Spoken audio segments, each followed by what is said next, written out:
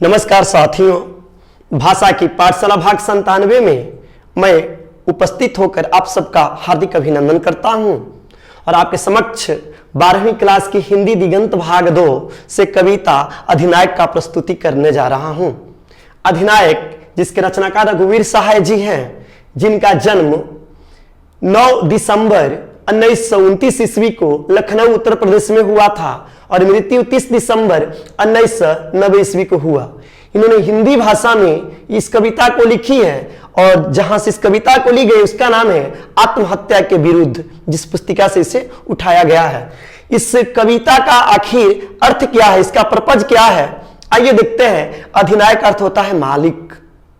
कवि ने क्या कहा है, राष्ट्रगीत में भाला कवन वो भारत भाग्य विधाता है, फटा सूत ना पहने जिसका गुण हर चरना गाता है।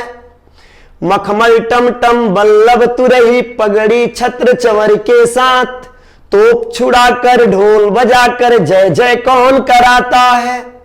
पूरब पश्चिम से आते हैं लंबे बूचे नरकंकाल, सिंहासन पर बैठा उनके तमगे कौन लगाता है।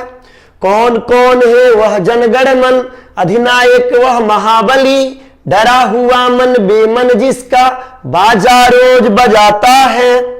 आइए जरा कविता को समझें। कवि कह रहा है कि राष्ट्रगीत में भला कौन वह, जो हमारा राष्ट्रगीत है कि जनगण मन अधिनायक जय है, तो कह रहा है कि राष्ट्रगीत में भला वह कौन आदमी है जो भारत का भाग्य विधाता है। राष्ट्रगीत में किसे भारत भाग्य विधाता कहा गया है, यह कवि का एक प्रश्न है, जो प्रश्न हमें झकझोरता है कि वह कौन व्यक्ति है जिसे भारत का भाग्य विधाता कहा गया है। फटा सूत ना पहने जिसका गुण हर चरना गाता है, और वह हर चरण एक काल्पनिक नाम है जो फटा पुराना कपड़ा पहन कर भी उसका गुण गाता है। किसका? जो भारत का भाग्य विधाता है। दूसरी पंक्ति में इनका कहना है, मखमल टमटम बल्लभ तुरही पगड़ी छत्र चंवर के साथ तोप छुड़ाकर ढोल बजाकर जय जय कौन कराता है। एकदम मखमल टमटम बल्लभ तुरही, यानी जिसके लिए क्या मखमल, क्या टमटम, क्या बल्लभ, क्या तुरही, क्या पगड़ी, क्या वह चंवर जो डुलाया जाता है, ये सब उनके लिए कुछ भी क्या कहते हैं असंभव नहीं है। सब उनकी सेवा में लगाए जाते हैं और तोप छोड़कर ढोल बजाकर जिनकी जय जयकार कराई जाती है वह कौन है।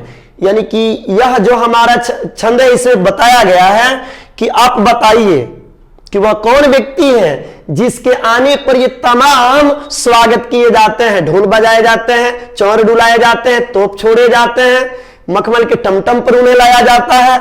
ये तमाम सुविधाएं जिन्हें दी गई हैं, आखिर वह भारत का है कौन।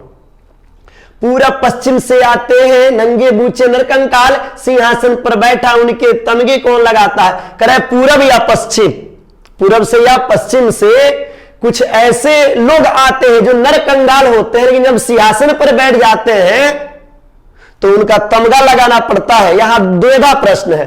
पहला कि जिनकी इतना सेवा की जाती है वे कौन है, और जिनकी सेवा की जाती है उनका सेवा करने वाला जो नरकंकाल व्यक्ति है वह कौन है। यानी कि एक सुविधा भोगी और दूसरा बिल्कुल शोषित, इन दोनों के बीच में संबंध दिखाया गया कि एक सेवा करने वाला एक कौन है और जिसकी सेवा करता है वह कौन है। कौन कौन है वह जनगण मन अधिनायक वह महाबली, डरा हुआ मन बेमन जिसका बाजा रोज बजाता है। आखिर वह कौन व्यक्ति है जो जनगण मन में अधिनायक है, महाबली है। डरा हुआ मेरा मन बिना इजाजत के, बिना इच्छा के रोज उसका बाजा बजाता है, उसका गुणगान गाता है, किंतु हम समझ नहीं पाते हैं आखिर है कौन। यह कविता पूरी तरह से एक प्रकार का व्यंग है सत्ता पर काबिज उन लोगों के लिए जो कहीं से आकर बड़े पद पर जब चले जाते हैं, मंत्री नेता बन जाते हैं, और बन जाने के बाद वह अपनी सेवा उस जनता से कराते हैं जिस जनता के बदौलत वो उस पद को पाए हैं, और बाद में जनता को भूल जाते हैं, उनसे सेवा लेने लगते हैं। उन्हीं पर यह एक प्रकार का तीखा व्यंग है। उन्हीं पर कवि ने कहा है कि वे अधिनायक कहलाते हैं, लेकिन वास्तव में वे अधिनायक बनने योग्य नहीं है। उम्मीद है इस कविता का आप सार समझ गए होंगे। तब तक के लिए नमस्कार।